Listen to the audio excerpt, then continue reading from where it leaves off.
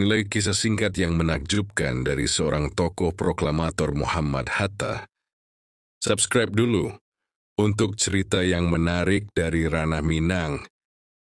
Bukit Tinggi, sebuah kota kecil di jantung Minangkabau, adalah saksi bisu dari perjalanan seorang pemuda bernama Muhammad Hatta, pemuda yang kelak akan menjadi bapak bangsa Indonesia.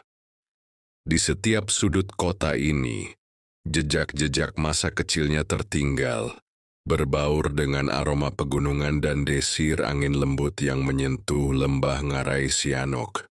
Namun siapa sangka di balik ketenangan kota ini, terpatri pergulatan batin seorang pemuda yang terusik oleh ketimpangan dan ketidakadilan penjajahan.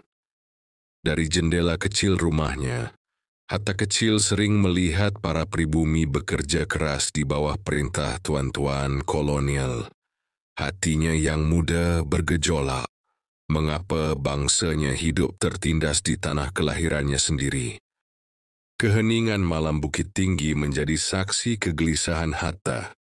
Dengan cahaya pelita yang redup, ia membaca buku-buku dan menempuh pendidikan hingga ke negeri Belanda, menyerap gagasan besar tentang kemerdekaan, keadilan, dan persamaan. Dalam benaknya, terukir tekad yang semakin kuat. Suatu hari nanti, tanah ini akan bebas dari belenggu penjajahan. Namun perjalanan Hatta tidaklah mudah. Ketika ia menjadi seorang pemimpin pergerakan, pemerintah kolonial mencapnya sebagai ancaman. Ia ditangkap, dibuang ke pengasingan jauh dari tanah kelahirannya. Tapi Hatta tidak pernah menyerah. Dalam kesendirian di Banda Neira, semangat perjuangannya tetap dihidupkannya. Dan takdir membawa Hatta kembali. Sehingga beliau tidak pernah berhenti berjuang untuk membebaskan bangsanya sendiri, menjadi sebuah bangsa yang merdeka. Dan pada akhirnya bersama Insinyur Soekarno, Muhammad Hatta memproklamirkan kemerdekaan Indonesia. Kini rumah kelahirannya di Bukit Tinggi telah menjadi museum.